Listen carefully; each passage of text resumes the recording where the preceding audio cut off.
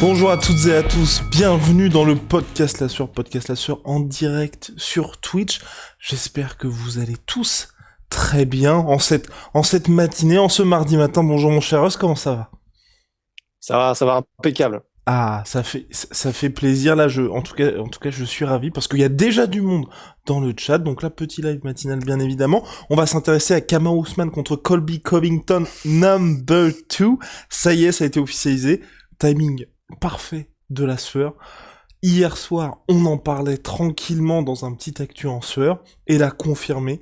UFC 268, Madison Square Garden le 6 novembre prochain. Donc là, pour la date et le lieu, ça reste encore à confirmer, c'est ciblé par l'UFC, mais en tout cas, le combat va se dérouler en novembre. La revanche, tant attendue par certains. Nous, on en parlait, la hype de notre côté, pas des masses. Mais bon, alors Rust, maintenant que tout ça est officialisé. En fait, maintenant que tout ça est officialisé, c'est vrai que du coup, on l'avait évoqué effectivement hier dans le live Twitch, mais je suis juste hypé, je vais être tout à fait honnête, je suis juste hypé pour voir Ousmane en fait. C'est maintenant, pour moi en tout cas, en tant que fan de MMA, il est un peu entré dans cette dimension où il a tellement une palette de compétences qui commence à être de très très haut niveau sur pas mal de domaines, qu'en fait maintenant, je suis juste hypé pour voir un mec qui est au top de son game en fait. Je pense, comme on l'avait dit, que Covington va pas faire le poids. Donc je suis juste hypé pour voir le TGV Ousmane et comment est-ce qu'il roule sur tout le monde en fait. Vraiment, c'est plus ça que pour l'opposition de style désormais. Réaction de Vida, la vision de Rust. Rust, le GOAT, je partage cet avis.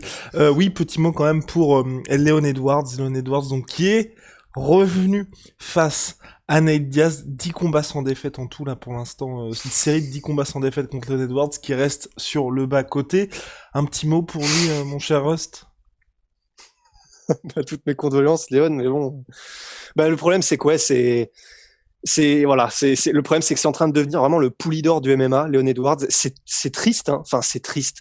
Bon, c'est quand même un athlète de très haut niveau. Il fait quand même des choses extraordinaires et puis il aura sa chance.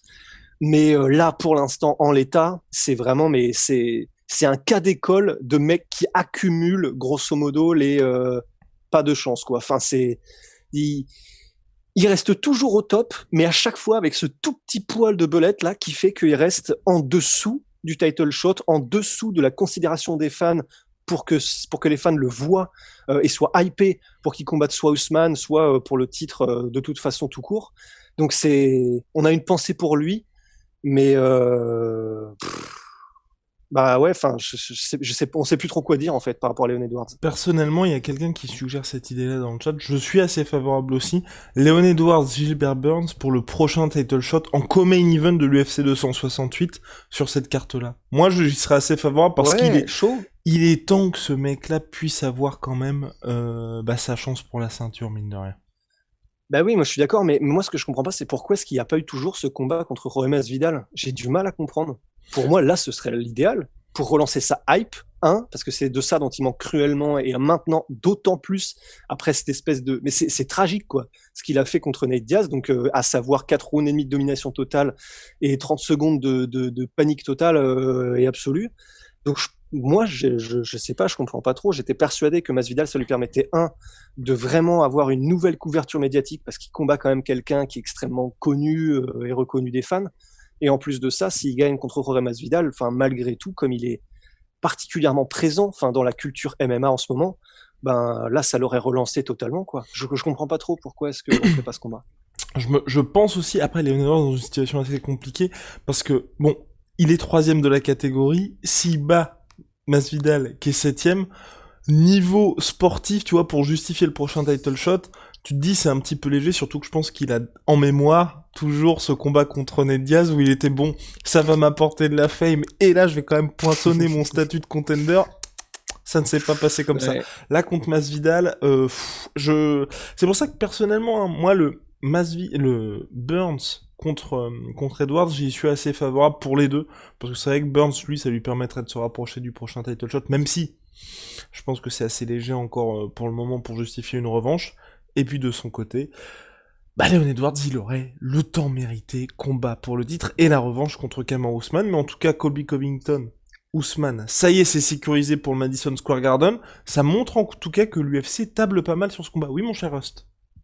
Et je tiens quand même à dire que, puisqu'on est en train de parler de Leon Edwards, c'est un peu un ricochet, mais je sais pas si t'as vu, oui probablement, mais le truc le plus triste du monde, c'est que le Gilbert Burns en question, sur lequel on est en train de créer du matchmaking par rapport à Leon Edwards, lui, il a avoué son intérêt par rapport à Nate Diaz et même pas Leon Edwards.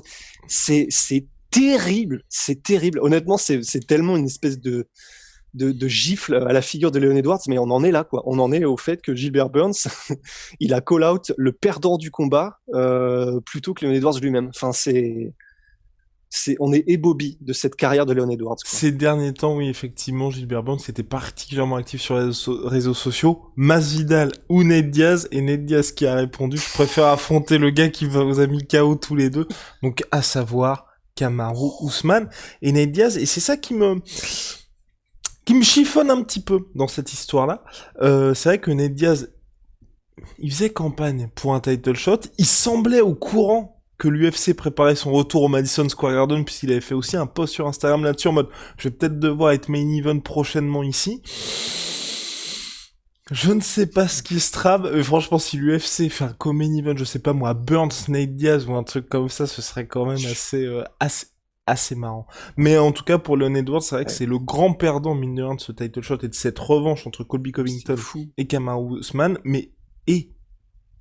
Colby Covington qui, lui, pour le coup, gère magnifiquement bien sa carrière. Parce que dans cette... Enfin, en tout cas, au niveau managérial, je trouve, parce que dans cette catégorie welterweight, où vraiment rien n'est sûr, et c'est extrêmement compliqué pour tout le monde de se frayer un chemin vers le titre, on parle de quelqu'un là qui n'a pas combattu depuis l'année dernière et une victoire face à Tyrone Woodley et qui justifie le title shot et surtout qui réussit une stratégie qui s'est avérée peu payante ces derniers temps pour pas mal de combattants, à savoir choisir d'attendre plutôt que d'être actif et justifier son title shot. Et ça c'est vraiment rare et ça montre aussi mine de rien que quoi qu'on en dise et enfin, tu vois, moi j'étais pas de cet avis, mais mine de rien, l'UFC me donne tort que Covington est quand même une des stars de cette organisation. Mais parce que c'est vrai que c'est vachement étonnant, parce que Dana White est quand même le premier, mais vraiment, il hésite pas, il a vraiment la gâchette facile par rapport à ça, à dire, tu sais, et dans n'importe quel cas, tu vois, par rapport à Ngannou, John Jones, mais moi, les combattants, s'ils veulent pas combattre, c'est pas grave. On a plein de gens qui veulent combattre, tu sais, pour mettre un espèce de coup de pression par rapport probablement au fait que les gens demandent un plus haut salaire ou qu'ils ont des exigences un petit peu par rapport au combat qu'ils veulent. Avec Colby Covington, déjà, j'ai même pas le souvenir d'avoir entendu Dan White dire ça. Genre dire, s'il veut attendre, il attendra. Nous, on a des gars qui veulent combattre. Parce que c'est vrai aussi, probablement. Enfin, en welterweight, ce sera pas difficile de trouver quelqu'un qui serait chaud pour un title shot et qui est relativement bien ranké, s'il faut le trouver. Et du coup, je sais pas quel est le levier de Covington, mais force est de constater que, il est laissé tranquille par Dana White quand des mecs comme Ngannou ont fait des titres intérimaires après 3 mois alors qu'il a gagné son combat pour le titre. Ouais, je ne sais pas pourquoi, mais effectivement, il a visiblement quelque chose, un as dans la manche, Colby, qui fait que il a son title shot après 2 ans d'inactivité et un combat contre Woodley, sans que Dana White ne le trash talk ou ne lui fasse des petits coups de pression. C'est très étonnant. Je pense qu'à cette part de... Et puis ensuite, on passera bien évidemment aux autres actualités du moment. Je pense qu'à cette part aussi pour l'UFC, la mine de rien, départ de Khabib, John Jones qui ne va pas revenir avant un petit moment, Georges Saint-Pierre qui là aussi ne devrait pas revenir, Conor McGregor qui va être absent pendant longtemps, ils ont ce besoin un petit peu de drama et de combat qui leur permettent de sortir un peu des fans de MMA au niveau attraction pay-per-view. Et Colby Covington leur permet ça. Et aussi la rivalité avec Kamaru Usman. Ça a pas été un énorme succès en pay-per-view sur le premier combat, parce que je crois qu'ils avaient fait 350 000, c'était en décembre 2019, nous étions en Afrique au Sénégal, RSFC One, lors de ce combat-là, jusqu'au bout de la nuit, c'était à ce moment-là, on n'en pouvait plus, quand même. Et le lendemain, Russ partait à Busan, rendez-vous compte que le temps passe, mais tout ça pour dire qu'à mon avis, avec cette revanche-là, et le statut qui change un petit peu pour Kamaru Usman, je trouve, moi, ils se disent, il y a peut-être moyen qu'on réussisse un gros pay-per-view avec ça. Alors que c'est vrai que même si c'est une revanche contre Leon Edwards, ça n'intéresse pas grand monde. Alors que là, t'as quand même ce côté, tu vois, deux visions du monde qui s'affrontent, une vraie animosité entre les deux gars, le trash talking qui n'a pas arrêté depuis quasiment 2 ans entre les deux. Donc je pense qu'à mon avis, c'est un petit pari pour l'UFC de se dire, bon, on a Kamaru Usman qui est en train de s'établir comme l'un des champions les plus dominants de l'histoire de l'organisation. Peut-être que c'est le petit coup de pouce après Masvidal, mine de rien, qui va lui permettre de devenir une personnalité mainstream. Ouais, c'est vrai, bah, d'autant plus que effectivement, je sais pas à quel point et jusqu'à quel point, mais effectivement, peut-être que l'UFC se dit qu'il va y avoir un espèce d'engouement des fans parce que c'est clairement une opposition de personnalité et de vision, comme tu l'as dit, de vision du monde qui est vraiment hyper polarisée. Et du coup, je sais pas, peut-être que effectivement l'UFC se dit de la même manière qu'ils avaient banqué sur, tu sais, Conor qui pète les vitres du bus, etc. Il y a peut-être moyen qu'il y ait une espèce d'engagement de la part des fans, parce que il y a vraiment les fans de Kamaru et les fans de Colby Covington et qui sont aussi, enfin, politiquement, qui sont très, comment dire, très établis aussi, chacun de leur côté. Et du coup, peut-être que l'UFC se dit, ben, il y a quelque chose à faire pour créer quelque chose qui soit peut-être un tout petit peu plus grand que le sport et donc qui ait une résonance au-delà de juste le MMA. C'est peut-être effectivement sur ça qu'ils misent. Je sais pas. Mais en tout cas, c'est clair. Je pense que tu as raison. Ils se disent, c'est le combat actuellement pour Kamaru Usman qui aura le plus de drama et donc potentiellement de rebondissements et d'effets boule de neige sur les réseaux sociaux et ou auprès des fans. Parce que c'est vrai que pour l'instant, je vois pas avec qui d'autre ça ne le ferait à ce niveau-là. Entièrement d'accord, Big Rusty. On enchaîne. Alors oui, Conor McGregor. Je crois qu'il fallait meubler. Ah non, pas du tout, pas du tout. C'est juste qu'on avait notre petit habillage transition. J'espère que vous avez apprécié d'ailleurs dans le chat. Oui.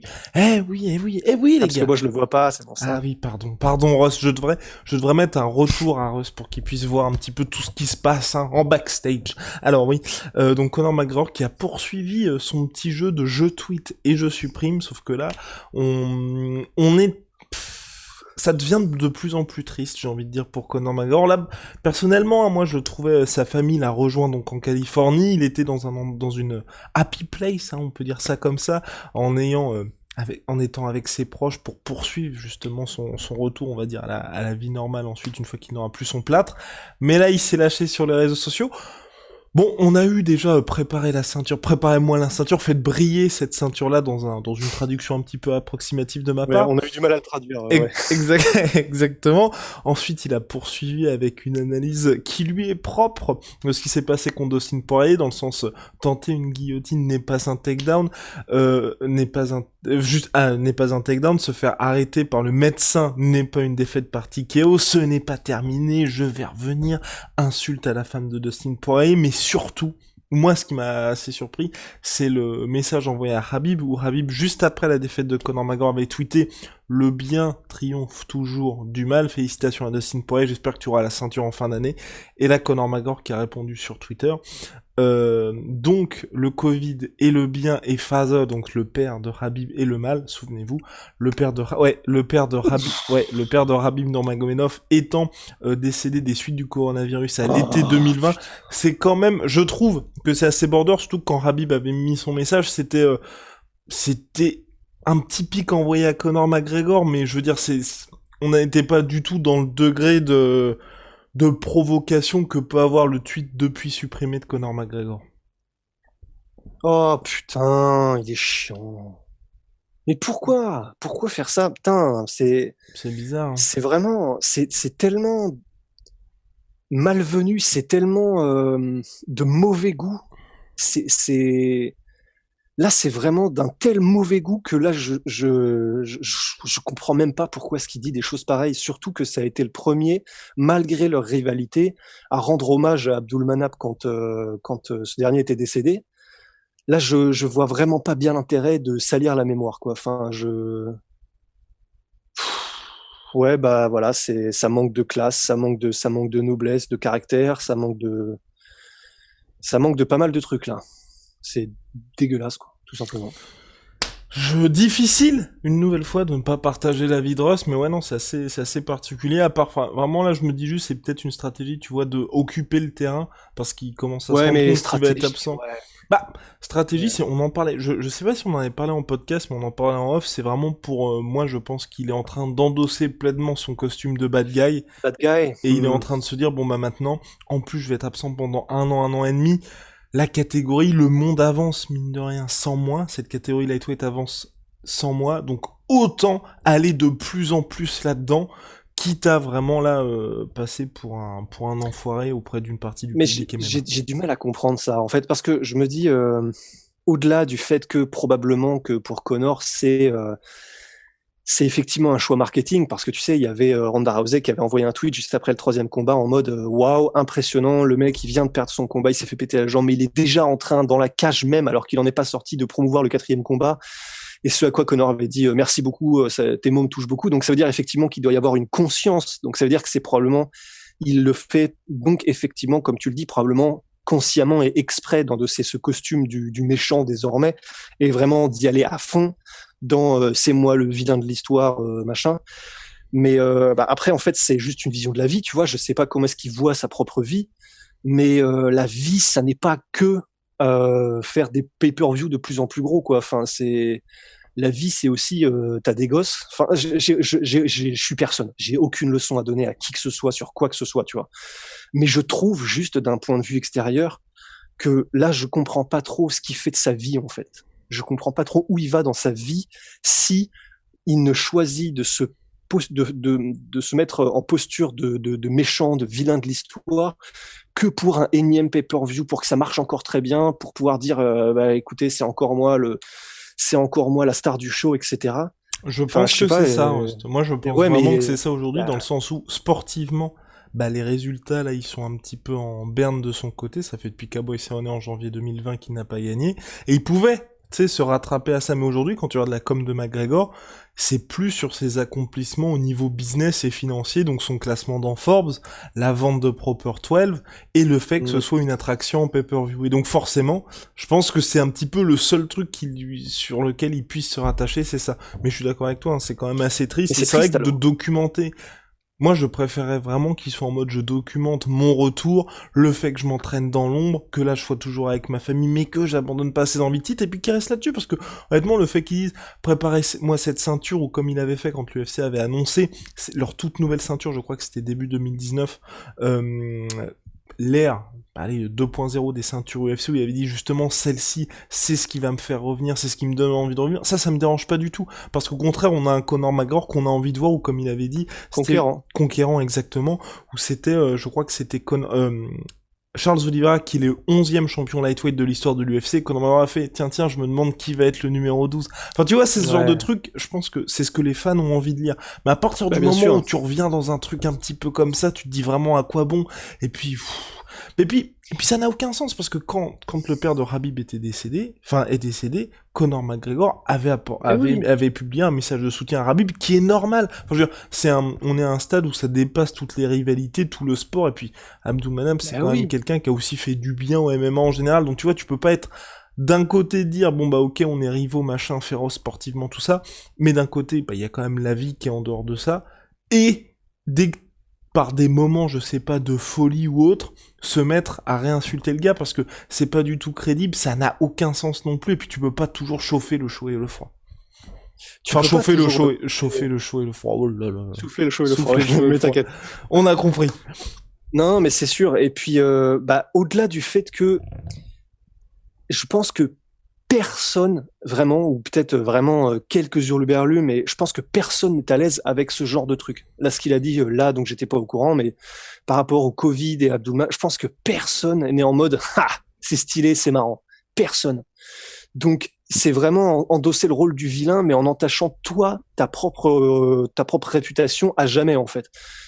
Donc ouais, enfin, c'est tellement étonnant qu'il soit comme ça, alors qu'à côté, on le sait aussi, et ça, il n'en parle pas, c'est pas quelque chose dont il fait la pub, mais genre dans son village d'origine, etc., et là d'où il vient, etc., Il est vraiment impliqué dans la vie associative et la vie sportive des jeunes, etc. Il fait beaucoup de trucs, etc. Il en parle pas. Donc ça veut dire que c'est pas un truc genre qu'il utilise pour se donner une bonne réputation. Mais du coup, enfin, on est perdu en fait. On est perdu parce qu'on se dit, alors soit le mec est devenu fou, parce que pour